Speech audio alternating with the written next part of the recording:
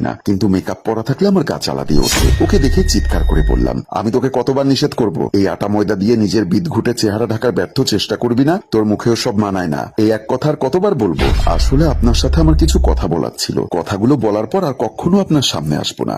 একবার আমার কথা, ওর কথাগুলো শেষ হবার আগেই আমি বললাম, আগে সব ধুয়ে নে, তারপর কথা বল। কথাটা বলেই আমি টেবিলে রাখা বোতলের পানিটা ওর মুখে ছিটকে ফেললাম যাতে ওগুলো ধুয়ে যায়। কিন্তু মুহূর্তেই মেয়েটা চিৎকার দিয়ে মাটিতে শুয়ে পড়লো। সারা মেঝেতে ছটফট করছে আর চিৎকার করে বলছে, ও মাগো, বাবা গো, মরে গেলাম, বাঁচাও, আমার মুখটা জ্বলে পুড়ে গেল।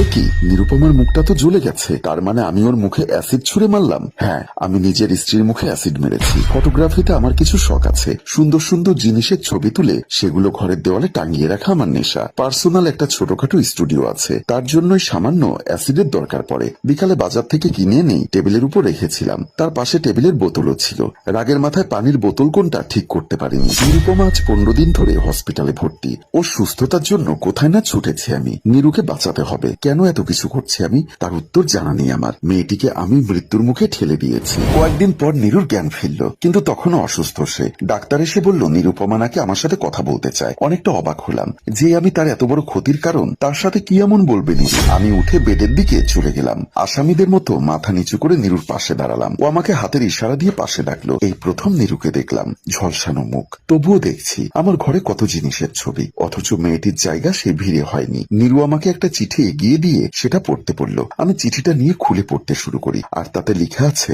শুনুন, আমি খুব ভালো করেই জানি আপনি আমাকে ঘৃণা করেন। ঘৃণা করাটাই স্বাভাবিক। আপনার মতো এত সুদর্শন স্মার্ট ছেলে গ্রামের এই মধ্যবিত্ত পাশ কালো পেতনিটার পাশে সত্যি বেমানান। যে অসুন্দর চেহারার কারণে যৌতুকের দায়ে যে মেয়ের বিয়ে ভেঙে যায়, সেই মেয়েকে আর যাই হোক, আপনার মতো লোকের ইট পাথরের বাসায় রাখাটা অন্যায়। তবুও আপনি আমার স্বামী। আমি কালো হয় বিগত 6 মাসে আপনি কখনো স্বাভাবিক অবস্থায়